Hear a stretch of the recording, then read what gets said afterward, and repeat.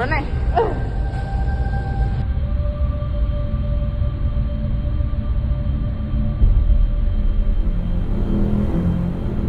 Halo Sobat Darpi, ketemu lagi dengan kita dari Departemen Hubungan Luar. Dengan aku Anastasia. Dan aku Nadira.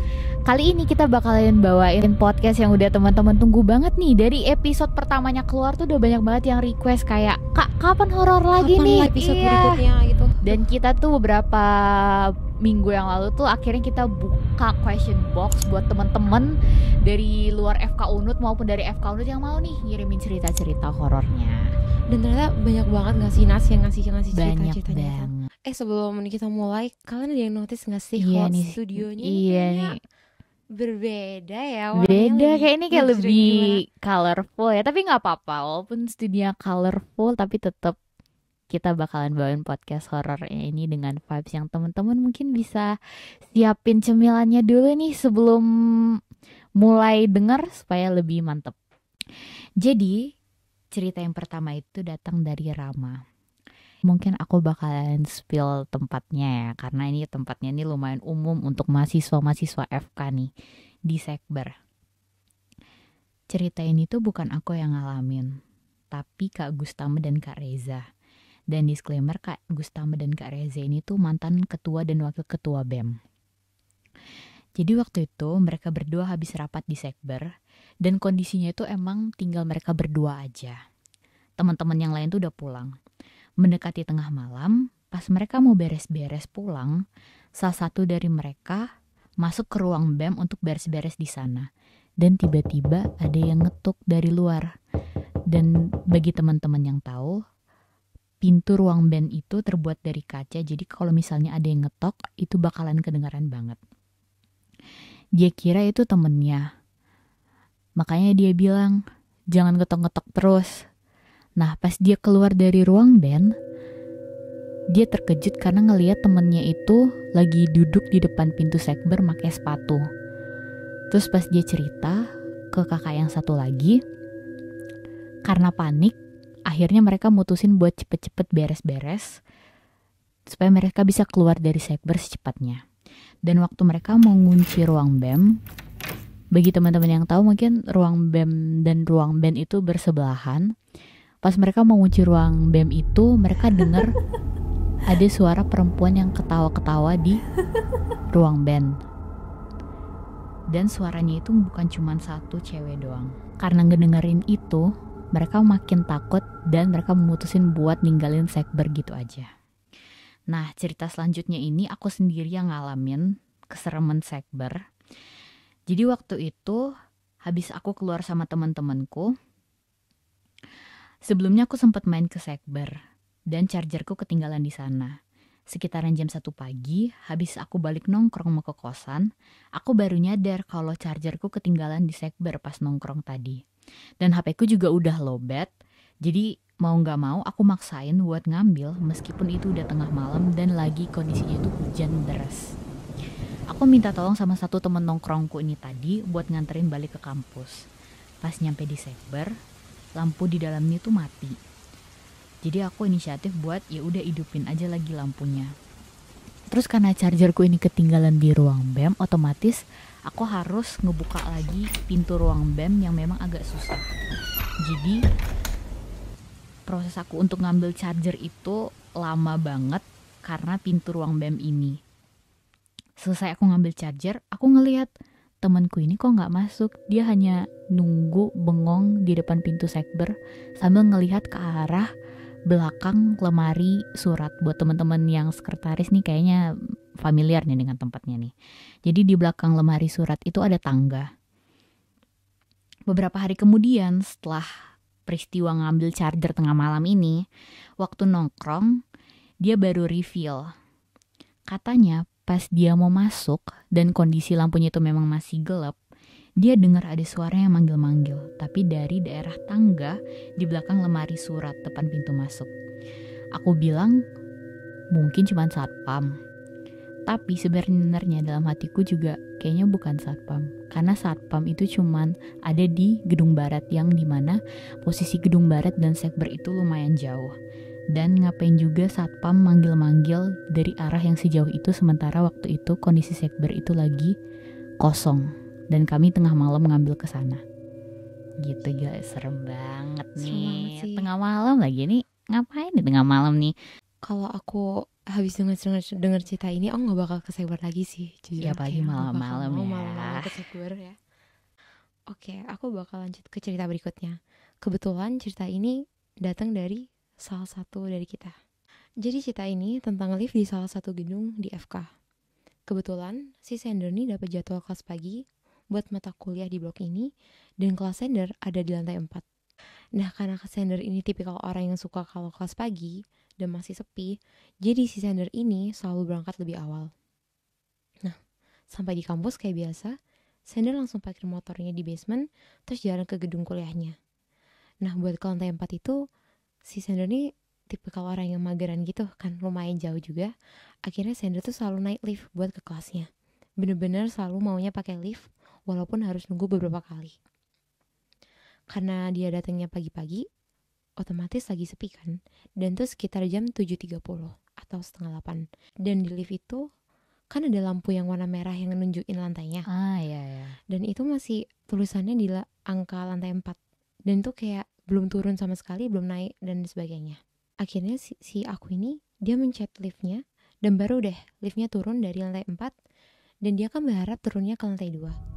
Tapi ternyata pas di lantai 2, liftnya malah lanjut turun ke lantai bawahnya. Waduh, ini kayak untuk yang udah nonton podcast episode yang pertama nih kayaknya familiar ya dengan keadaan ini ya, yang turun sampai ke lantai 1. Nah, terus si Sender ini mikir kayak, oh mungkin ada orang di lantai 1 yang pengen naik lift bareng, dan kemungkinan mungkin mencetnya sama-sama barengan gitu kan ya.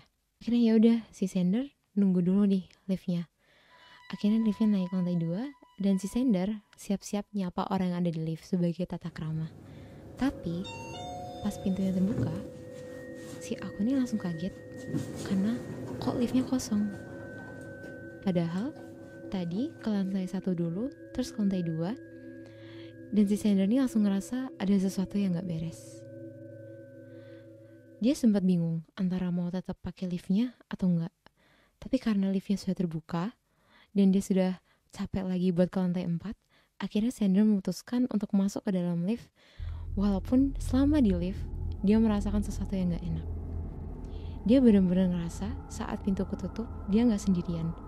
Padahal biasanya kalau naik lift sendiri gak ada apa-apa, dia kayak enjoy aja, yang penting aku sampai di kelasku.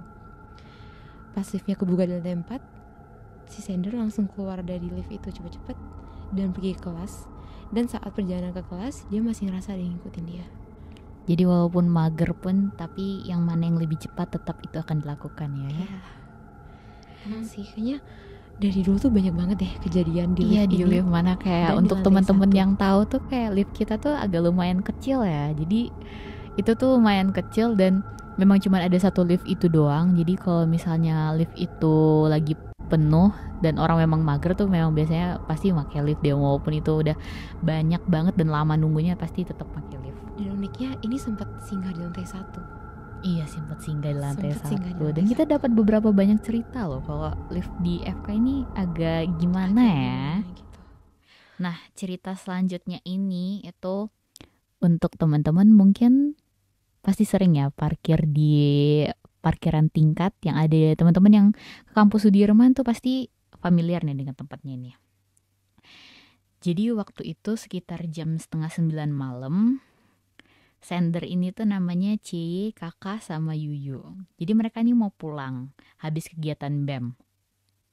Mereka naik motor bertiga dan si Yuyu ini parkir di depan resto. Kakak di parking dan C itu di RTH. Jadi kita ke motornya Yuyu dulu, baru bonceng 3 nih ke parking untuk ngambil motornya si kakak. Nah, pas mereka bertiga di parking, itu sama sekali gak ada orang. As what I said, kejadiannya itu jam 8:30 malam. Otomatis ya memang udah gak ada orang lagi. Jam 9 malam ke parking. Iya, sepi banget. Padahal kalau kalian tahu ya, parking itu jam 6 aja udah gak ada lampunya sama sekali. Terus karena kita bertiga nih kan lumayan sering nih pulang kegiatan BEM tuh agak malam dan memang suka bonceng 3 nih untuk jemput motor teman-teman kita ya, karena kita juga penakut gitu ya.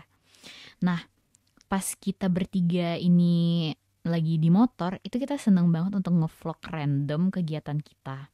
Jadi kita ngevlog nih waktu itu kegiatan kita yang naik motor bertiga ini. Pas kita ngevlog, itu kita nggak ngerasain apa-apa. Tapi besok paginya, pas salah satu teman kita yang HP-nya dipakai buat ngevlog itu nge-rewind balik nih video vlog mereka pas ngambil motor di parting itu, mereka notice nih, kok kayaknya ada yang beda dari video itu.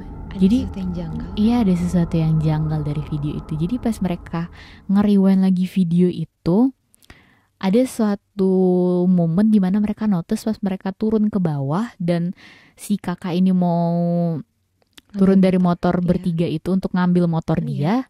Mereka ngelihat bahwa di tangga parting, untuk teman-teman kan ada tanjakan dan ada tangga tuh. Tangga dan tanjakan itu kan sebelah-sebelahan tuh. Jadi mereka ngelihat kalau ada sosok yang berdiri di tangga di basement. Padahal mereka rewind pelan-pelan banget dengan kecepatan yang kayak 0,25 kali gitu, kayak tadinya tuh nggak ada, tapi sedetik kemudian tuh ada sosok yang berdiri di situ, tapi detik berikutnya sosok itu hilang. Dan itu tuh mereka lihat dengan jelas karena ya itu mereka tuh udah memperlambat videonya ya. Sebenarnya mereka juga masih penasaran itu tuh bayangan atau memang ada yang penunggu di situ. Apalagi tuh di basement ya, nggak ada lampu juga di situ kalau malam. Nah, jadi si sendernya ini juga ngirimin video nih langsung ke kita sebagai proof kalau yang dia ada sesuatu. Iya, kalau ada sesuatu di situ. Dia nggak mengkhayal, ada yang muncul. Iya, benar sekali. Jadi mungkin untuk teman-teman bisa cek videonya dulu. Pas pakai jaket BEM aja merusak instansi. Pas pakai jaket BEM kayak goceng kayak gitu. Ih, siapa tuh punya sapu pingat tuh? Sapu pingat tuh nggak tahu. Udah sampai dengan selamat. Turun nih.